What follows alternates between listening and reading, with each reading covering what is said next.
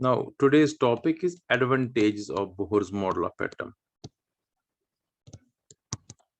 Advantages, significance of Bohr's model. Bohr's model of atom.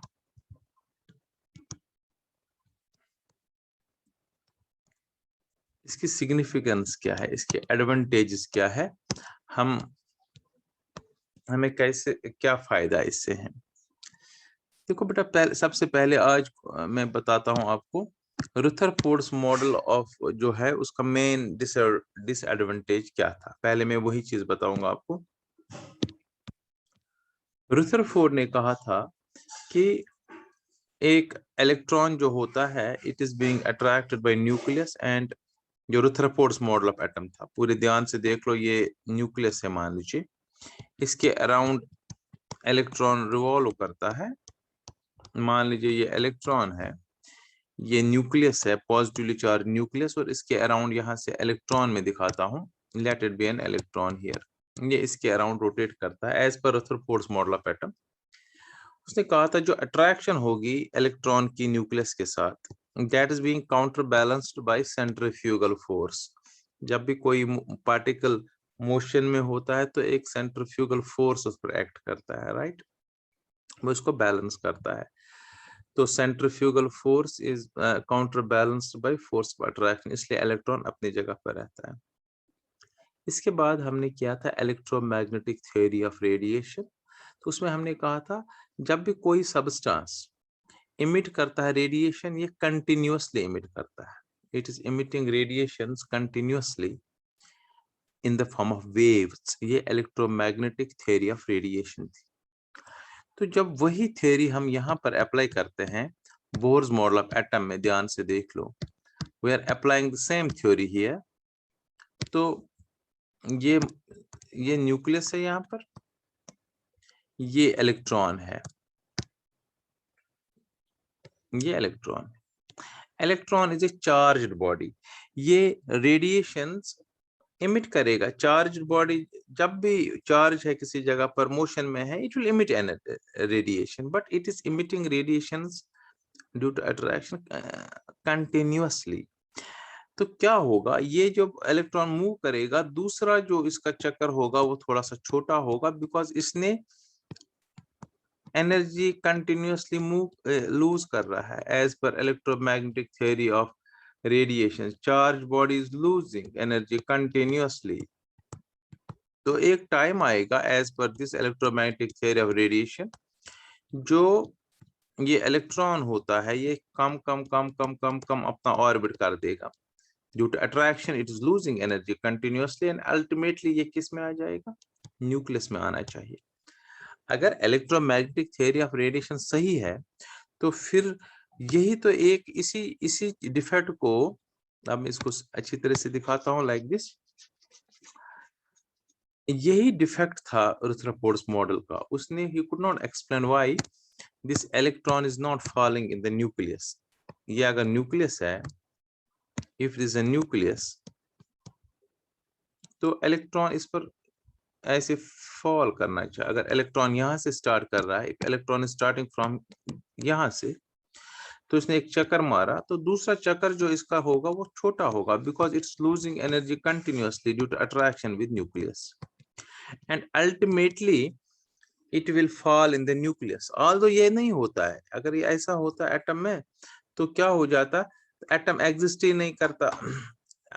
Atom exist करता नहीं है तो यूनिवर्स नहीं होता। जब एटम नहीं होता है तो ये यूनिवर्स नहीं होता।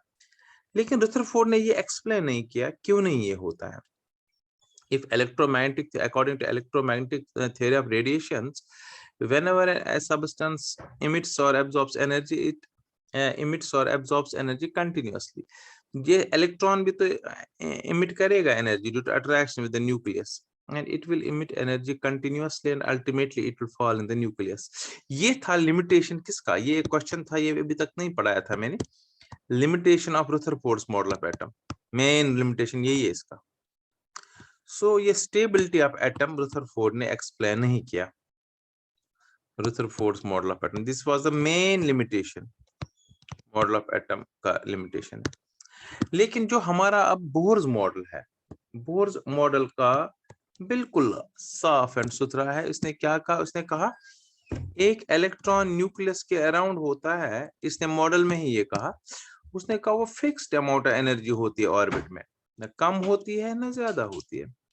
फिर इस फीचर का तो क्वेश्चन ही अराइज नहीं होता। तो ऑटोमेटिकली जो डिसएडवांटेज था किसका, जो डिसएडवांटेज था रुदरफोर्ड मॉडल ऑफ एटम का, वो डिसएडवांटेज यहाँ खत्म हो गया। क्योंकि जो ये इलेक्ट्रॉन है ये अपनी according to Bohr's model of atom एक एनर्जी लेवल में फिक्स्ड अमाउंट ऑफ एनर्जी है। तो पहला एडवांटेज फिर बोर्स मॉडल एटम का यही है, it explains stability of an atom because an electron is moving around the nucleus in energy level. Energy level क्या है? In an energy level, an electron can neither lose nor gain energy. Its energy is fixed in an energy level. This is an advantage of Bohr's model of atom. पहला advantage. तो जो disadvantage था Rutherford model of atom का, that disadvantage has been cleared by, वो खत्म कर दिया Bohr's model of atom में। इसने बिल्कुल, इसने इस चीज को बताना ही नहीं, क्योंकि हमें पता है फिक्स्ड अमाउंट ऑफ एनर्जी। कल हमने किया था एनर्जी लेवल्स क्या होते हैं, जहां फिक्स्ड अमाउंट ऑफ एनर्जी। पहला advantage. Now second advantage Bohr's model of atom का, ये मैंने बीच में रुदरफोर्ड बताया था। डिसएडवांटेज ऑफ सेकंड, सेकंड बड़ा इंपॉर्टेंट है। जो बोहर्स मॉडल ऑफ एटम है, इट कुड एक्सप्लेन, इससे हम एक्सप्लेन करते हैं, it explains hydrogen spectrum. Hydrogen spectrum इसको बोलते हैं इमिशन स्पेक्ट्रम भी। हाइड्रोजन स्पेक्ट्रम को कहते हैं इमिशन स्पेक्ट्रम ऑफ हाइड्रोजन। ये भी हम आगे करेंगे, what is emission spectrum of hydrogen, बड़ा इंपॉर्टेंट क्वेश्चन है इमिशन स्पेक्ट्रम ऑफ हाइड्रोजन। ये दूसरा अभी याद रखना है, ये हम अभी करेंगे कैसे एक्सप्लेन हो गया इमिशन स्पेक्ट्रम ऑफ हाइड्रोजन। मैं थोड़ा सा बताता हूं। जब हम सपोज किसी हाइड्रोजन गैस को हम हीट करते हैं, और फिर हीट करने के बाद जब रेडिएशन जो इमिट करता है वापस, उसको जब हम प्रिज्म में पास करते हैं तो एक स्पेक्ट्रम बनता है, एक लाइंस बनती है। उसको लाइन स्पेक्ट्रम ऑफ हाइड्रोजन भी बोलते हैं। वो हम सिर्फ एक्सप्लेन कर सकते हैं on the base of Bohr's model of atom. क्योंकि बोहर ने क्या कहा, देखो मैं बताता हूं कैसे हो जाता है। सपोज बोहर ने कहा ये एक एटम है, यहाँ पर इलेक्ट्रॉन है, यहाँ पर इलेक्ट्रॉन, इसने एनर्जी एब्जॉर्ब की, तो ये जंप करता हायर एनर्जी लेवल में, ये पहुंच जाता इस वाले एनर्जी लेवल पर, यहाँ पर हायर। यहाँ इसकी एनर्जी सपोज 2 जूल थी, सपोज लिखता हूं, और यहाँ पर 5 जूल है। तो अब इसने कितनी एनर्जी एब्जॉर्ब की, 3 जूल। 3 क्वांटम इसने एब्जॉर्ब किया। सपोज ये यहाँ पर पहुंच गया, एक बंडल ऑफ एनर्जी एब्जॉर्ब की डिसकंटिन्यूअसली, इसने जंप किया है एनर्जी लेवल में। Excited state of an atom कहते हैं इसको, excited state of an electron कहते हैं। अब जो भी इलेक्ट्रॉन वापस आएगा अपनी जगह पर, ये यहां से यहां पर वापस आएगा, right, means electron comes back, ये इधर से वापस आएगा, तो इट विल लूज एनर्जी। अब ये लूज एनर्जी करेगा, और ये कितनी एनर्जी लूज करेगा, 3 जूल। अगर इस एनर्जी को हम प्रिज्म में पास करेंगे, एक लाइन बन जाएगी, तो सही है, एक लाइन बन गई। अब कोई इलेक्ट्रॉन सपोज यहां तक पहुंच गया था, 7th शेल तक, सपोज 7 जूल वाले। अब इस 7 जूल से वापस जब ये आएगा, वापस आएगा सपोज 4 जूल तक, ये मैं आगे सिखाऊंगा, जस्ट आइडिया दे रहा हूँ। तो यहाँ इसने कितनी जूल एनर्जी लूज की, 2 जूल। तो ये 2 जूल एनर्जी को भी अगर प्रिज्म में पास करेंगे तो अलग एक लाइन बनेगी। हर एक एनर्जी की अलग वेवलेंथ होती है और अलग लाइन बनती है। तो इसके बेस पर हम कह सकते हैं लाइंस क्यों बनते हैं, जब हाइड्रोजन गैस को हम हीट करके वहां से जो रेडिएशन आ जाती है, जिनको हम पास करते हैं प्रिज्म में, वाई लाइंस आर फॉर्म्ड। तो ये मुझे आगे करना, ये अलग क्वेश्चन है, जस्ट आइडिया दे दिया जो मैंने लिखा। हाइड्रोजन स्पेक्ट्रम जो है, ये sorry Bohr's model of atom जो है, it explains hydrogen spectrum, emission spectrum of hydrogen, और लाइन स्पेक्ट्रम, जो अभी तक एक्सप्लेन नहीं कर सकते थे। क्यों एलिमेंट्स को हम हीट करके जो स्पेक्ट्रा बनते हैं, डिफरेंट टाइप्स ऑफ स्पेक्ट्रा बनते हैं, वो क्यों बनते हैं, तो बोहर्स मॉडल ऑफ एटम के बेस पर वो एक्सप्लेन कर सकते हैं। क्योंकि मेन फीचर इसका यही है, when an electron absorbs energy, it absorbs it discontinuously in fixed bundles or quanta. This is the main feature, right?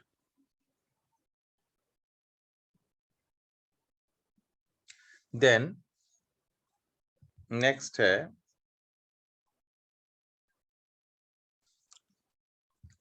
Then next advantage जो है इसका थर्ड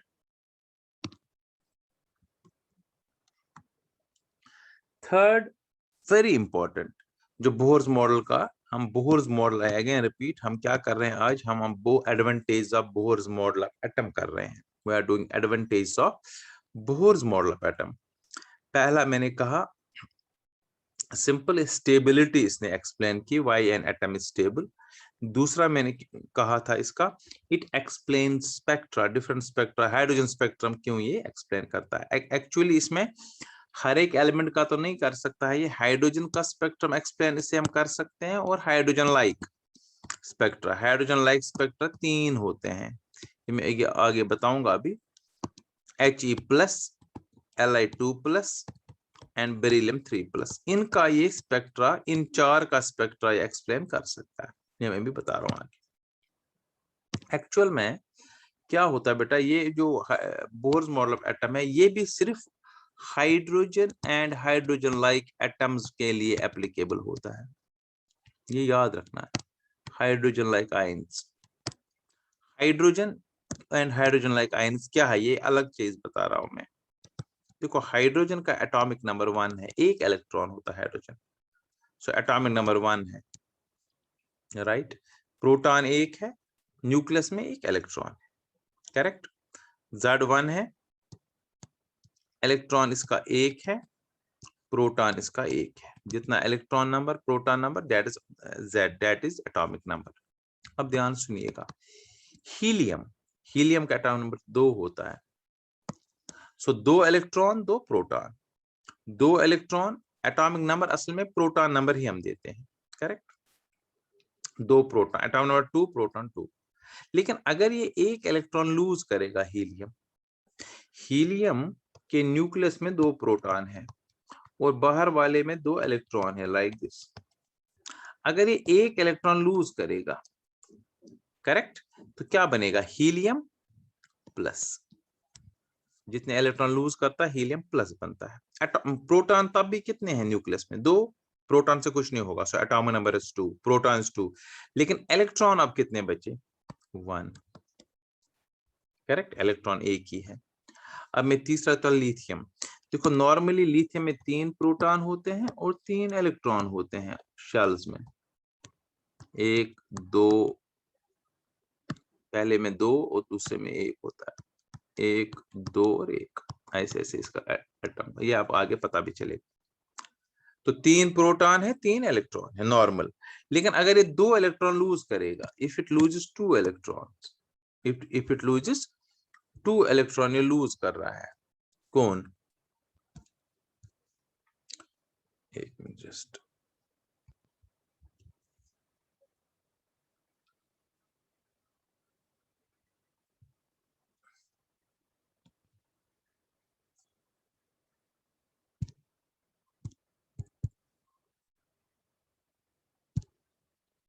जस्ट मिनट,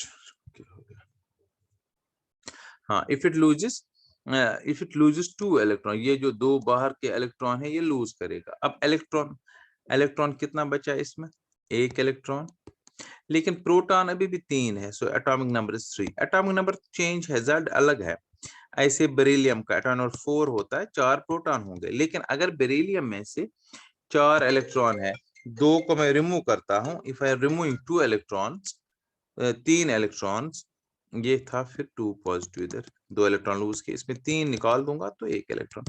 अब इनमें एक रिलेशन है, पूरे ध्यान से सुनो।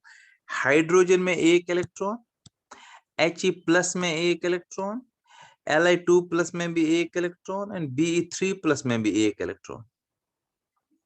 एटॉमिक नंबर अलग अलग, क्योंकि प्रोटॉन नंबर बराबर, हाइड्रोजन का 1, चाहे हीलियम हो या helium plus, proton number is 2, so atomic number 2। Lithium का एटॉमिक नंबर 3 एंड बेरिलियम का 4। एटॉमिक नंबर में कोई फर्क नहीं, एटॉमिक नंबर बिल्कुल सेम है, ऐसे 1 2 3 4। लेकिन इलेक्ट्रॉन क्या है, 1 1 1 1। बेटा यही होते हैं हाइड्रोजन जैसे आयंस, क्योंकि इलेक्ट्रॉन सब में 1 है। और सबसे पहले आपको ये याद रखना है कि ये बोहर्स मॉडल ऑफ एटम या तो हाइड्रोजन के लिए एप्लीकेबल है या तो हीलियम प्लस के लिए या Li2 प्लस के लिए या बेरिलियम 3 प्लस के लिए। क्यों? क्योंकि इन सब में इलेक्ट्रॉन एक एक होता है। एटॉमिक नंबर अलग है, प्रोटॉन नंबर अलग है 1 2 3 4 याद रखना है, लेकिन इलेक्ट्रॉन 1 है। तो यही अब अगला हमारा फीचर है इसका। ये जो नेक्स्ट फीचर है, जो बोर्स मॉडल एटम से हम एनर्जी ऑफ एन इलेक्ट्रॉन निकाल सकते हैं। Energy of an electron in an energy level, किसी भी एनर्जी लेवल में, किसी भी एनर्जी लेवल में एनर्जी ऑफ एन इलेक्ट्रॉन हम निकाल सकते हैं। एनर्जी लेवल किन के लिए? फॉर हाइड्रोजन एटम और हाइड्रोजन लाइक आयंस। कौन कौन से है वो, ये याद रखना है। अब हाइड्रोजन लाइक आयंस कौन कौन से हैं?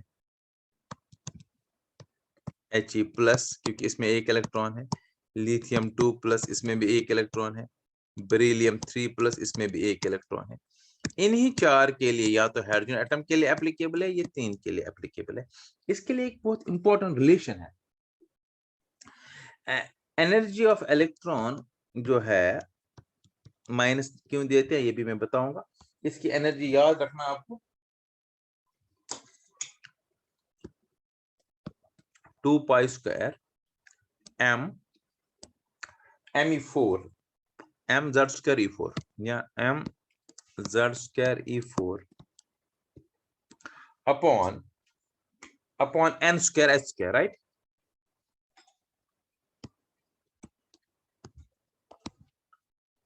देख लीजिए ये फॉर्मूला है, ये आपको याद रखनी पड़ेगी। Formula for energy of an electron 2 pi square, pi तो 22/7, m is mass of electron, z is atomic number, e denotes charge of an electron, e का पावर 4, ये पावर है 4। n is किस एनर्जी लेवल में है? 1 में, 2 में, 3 में, 4 में। Energy levels 1 2 3 4, h is Planck's constant। जब इसमें हम सारे वैल्यूज अप्लाई करेंगे तो एनर्जी की एक फॉर्मूला बनती है जो अल्टीमेटली आपको याद रखना है। En energy of an electron nth energy level, nth मतलब 1 2 3 4 जो गिवन होगा उसमें हम निकालेंगे। माइनस 1 3 1 2 सब करके 1 3 1 2। z सिर्फ चेंज होगा ना, तो z स्क्वायर अपॉन h भी कांस्टेंट है, n चेंज हो सकता है, अपॉन n स्क्वायर।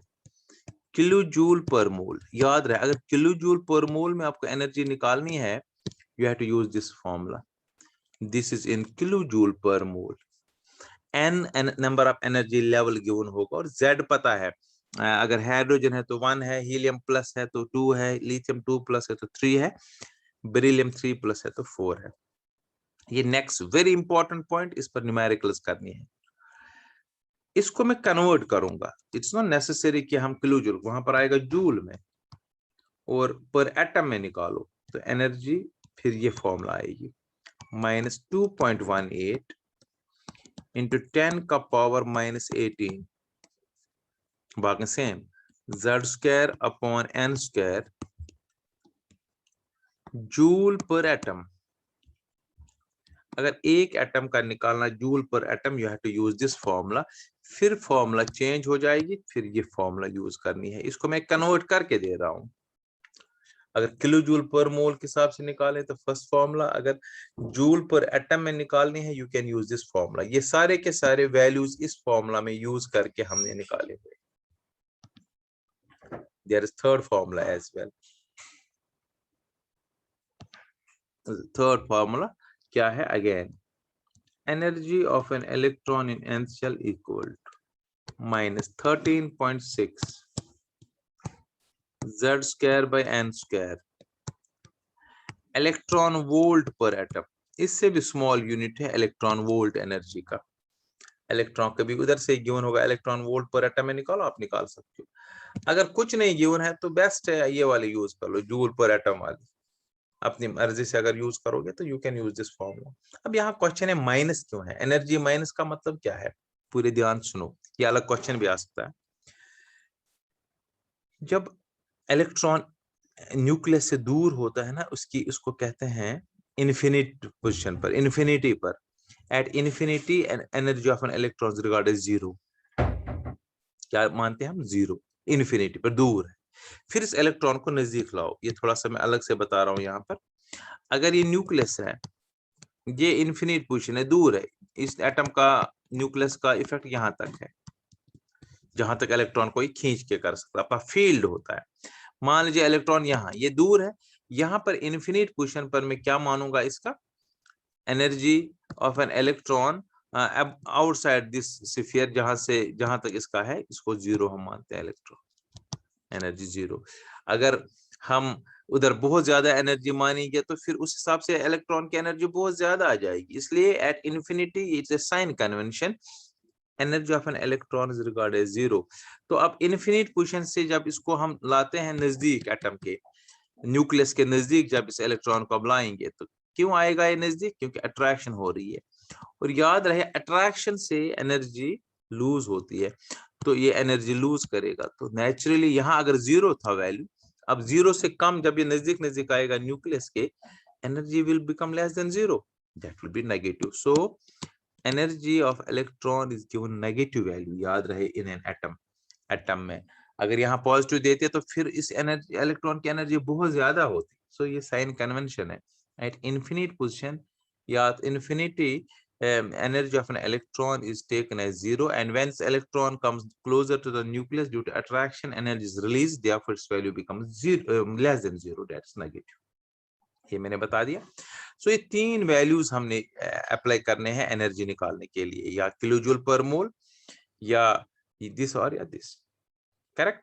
और एक है इसमें लास्ट फीचर है, रेडियस भी हम इससे निकाल सकते हैं। It bourse model of atom से रेडियस ऑफ एटम निकाल सकते हैं, मगर कौन सा एटम? अगेन हाइड्रोजन एटम या hydrogen like ions, helium plus, lithium 2 plus, beryllium 3 plus. याद रखना है, इन तीनों के लिए एप्लीकेबल है ये रेडियस, बाकियों के लिए नहीं होता है, क्योंकि बहुत सारे इलेक्ट्रॉन जहां होंगे, इन सब में एक ही इलेक्ट्रॉन है ना, इसलिए एप्लीकेबल है। जब बहुत ज्यादा इलेक्ट्रॉन होंगे, उनमें इंटरेक्शन होती है, ना ज्यादा, ना हमें एग्जैक्ट रेडियस निकल सकता है, ना एग्जैक्ट एनर्जी निकल सकती है। So it is Bohr's model of atom is only applicable for hydrogen and hydrogen-like ions, right? ये हो गया रेडियस ऑफ हाइड्रोजन एटम। अब इसके लिए भी फॉर्मूला है, रेडियस होती है 0.529 n स्क्वायर अपॉन z, ये फॉर्मूला है, करेक्ट। तो ये हो गया हमारे पास ये फॉर्मूला सारा रेडियस के लिए भी, रेडियस के लिए, एनर्जी के लिए, याद रखनी है। अब इस पर हम क्वेश्चन करेंगे, ये क्वेश्चन आपको लिखने पड़ेंगे, आपको नोट शॉट में नहीं मिलेंगे। क्वेश्चन लिख लो, आज आप भी लिख लो। Calculate energy of an electron, calculate energy of an electron, ये आप नोट कर लीजिए कॉपी में। अगर आपने नोट्स ले लेंगे आप, सपोज ट्यूटोरियल से कल, तो अगर नोट से ही पढ़ेंगे तो फिर आपको ये क्वेश्चन सारे एक छोटी कॉपी बनानी पड़ेगी न्यूमेरिकल्स की अलग से। Calculate energy of an electron in second energy level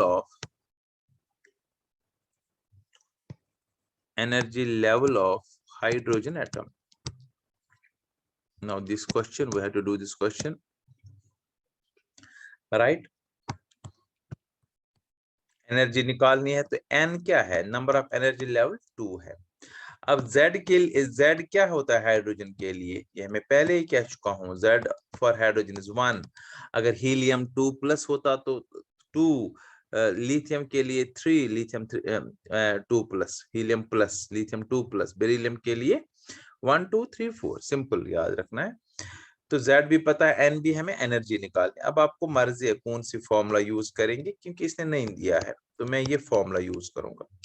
energy equal to -2.18 into 10 power -18 Z square upon N square, क्या है? जूल पर एटम, एक एटम में, यानी ये फॉर्मूला है। तो अब इसमें हम फॉर्मूला यूज करेंगे, अपने अपने वैल्यूज दे देंगे। E equal to -2.18 10 power 18, right. अब Z क्या है हाइड्रोजन के लिए? 1, तो Z स्क्वायर।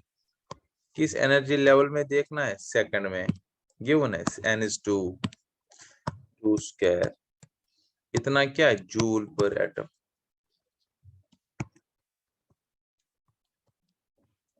अब 4 से करेंगे इसको divide, 0.45 20, 4 4 4 5 into 10 power minus 18 joule per atom. But answer should always be in standard form. एक के बाद डेसिमल बनाना है। 5.45। जब कम से बड़ा बनाते हैं पावर माइनस आता है, सो -1 एक किया मैंने राइट की तरफ, इंटू 10 पावर -1। 10 पावर -18 ऑलरेडी है, 10 पावर -19 जूल पर एटम इसका answer.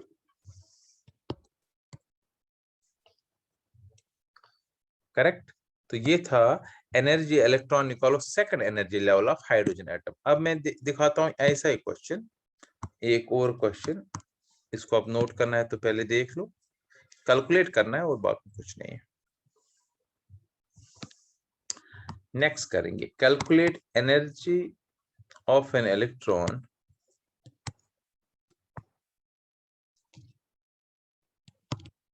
In second energy level of helium plus ion. सिर्फ Z डिफरेंट है, बाकी सेम क्वेश्चन है। एनर्जी निकालनी है हमने इलेक्ट्रॉन की, सेकंड एनर्जी लेवल में है N2। अब Z क्या है हीलियम का? पहले ही कह चुका हूं, हीलियम प्लस के लिए Z होता है 2, क्योंकि 2 इसका प्रोटॉन नंबर है। हीलियम के लिए 2 है, आयन के लिए भी। याद रहे प्रोटॉन नंबर कभी चेंज नहीं होता है। आयन में इलेक्ट्रॉन्स चेंज होते हैं लेकिन प्रोटॉन नंबर सेम होता है, सो एटॉमिक नंबर सेम रहे। अब निकालो एनर्जी किसके बराबर। कोई भी फॉर्मूला आप यूज कर सकते हो, अपनी मर्जी, क्योंकि इसमें गिवन नहीं है ना किसमें, इसमें you can use any formula. चलो सेम फॉर्मूला यूज करेंगे। 2.18 इंटू 10 पावर -18 Z स्क्वायर का मतलब 2 square upon N square, 2 square cancel. तो आंसर आया 2.18 into 10 power -18 joule per atom. Correct, simple. Next question लिख लो।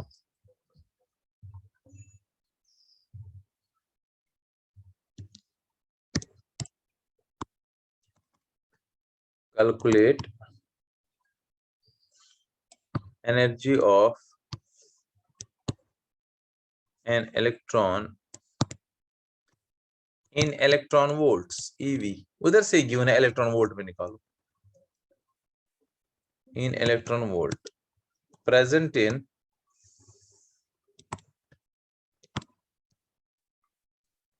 third energy level of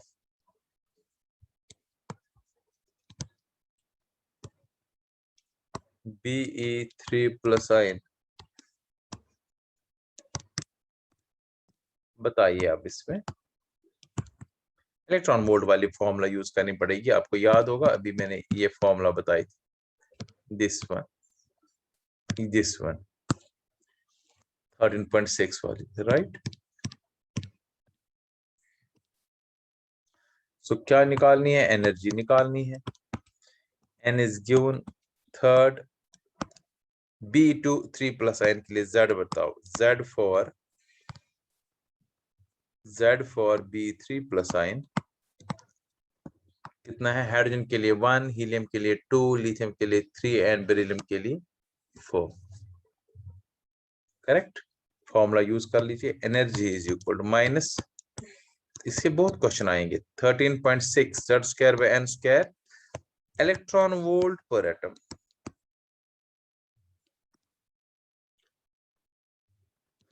तो energy is equal to -13.6।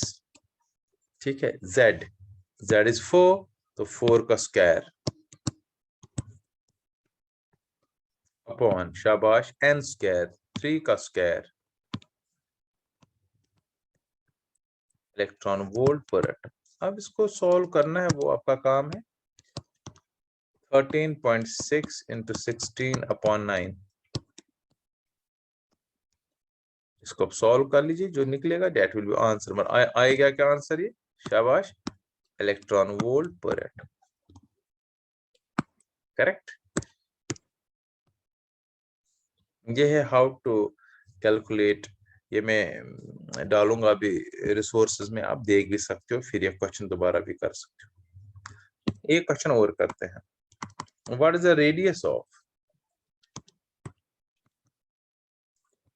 what is the radius of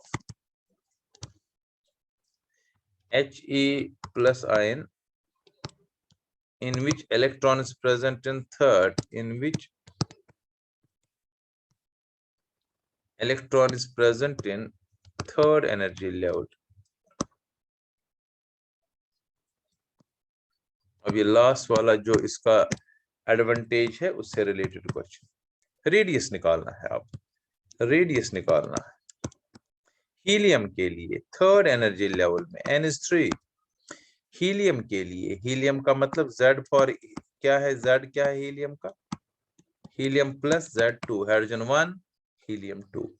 अब formula लगानी है, radius is equal to, बताइए, point शाबाश 529 n square upon Z, angstrom होती है। पता नहीं मैंने उधर क्या लिखा, इट इज इन एंगस्ट्रॉम, मैंने गलत से मैं रेडियस के लिए क्या लिखा, कुछ नहीं लिखा था, इट्स एंगस्ट्रॉम। जब हम रेडियस लिखते हैं इट्स एंगस्ट्रॉम में होता है ये फॉर्मूला,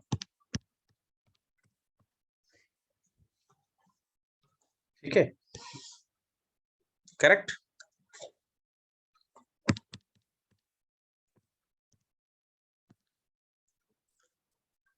निकालिए आप, रेडियस इक्वल टू 0.529। बताए Z क्या है इसके लिए, 2 का स्क्वायर, n स्क्वायर, n नहीं n स्क्वायर होता है, n square is 3 square, yes गलती हो गई, n का मतलब 3 square, n square upon Z, ये याद रखना है, n स्क्वायर मतलब Z, Z का स्क्वायर भी नहीं है, Z ओनली अपॉन 2।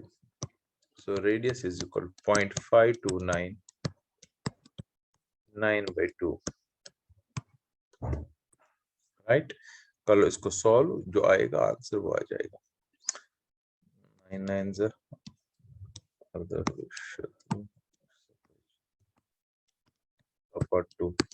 2 2 3 2 8, ठीक है, इतना एंगस्ट्रॉम लिख सकते हो आंसर। तो आप कोई भी रेडियस और कोई किसी का भी रेडियस निकाल सकते हैं, या किसी का भी क्या निकाल सकते हो, energy. But remember this model of atom, ये इसका लिमिटेशन हो गया ना ऑटोमेटिकली, कि सिर्फ hydrogen helium plus lithium 2 plus beryllium 3 plus के लिए ही एप्लीकेबल है, यही इसका हो गया लिमिटेशन। अभी आगे पढ़ेंगे, इसका यही लिमिटेशन है कि ये मल्टी इलेक्ट्रॉन एटम के लिए रेडियस और एनर्जी नहीं निकाल सकता है। ये मल्टी इलेक्ट्रॉन एटम के लिए का स्पेक्ट्रम जो होता है, लाइन स्पेक्ट्रम, वो नहीं निकाल सकता है। और दो तीन और हमें कंसेप्ट से, हेजनबर्ग्स अनसर्टेनिटी प्रिंसिपल एक्सप्लेन नहीं कर सकता है, डी ब्रोगलीज इक्वेशन एक्सप्लेन नहीं कर सकता है, directional nature of atoms explain नहीं कर सकता। ये इसकी लिमिटेशन है। ये हम आगे जब पढ़ेंगे कंसेप्ट्स आगे आगे, फिर ऑटोमेटिकली आपको पता चलेगा, हाँ ये बोर्स मॉडल ऑफ एटम का लिमिटेशन है, right. This was all for the day, thank you.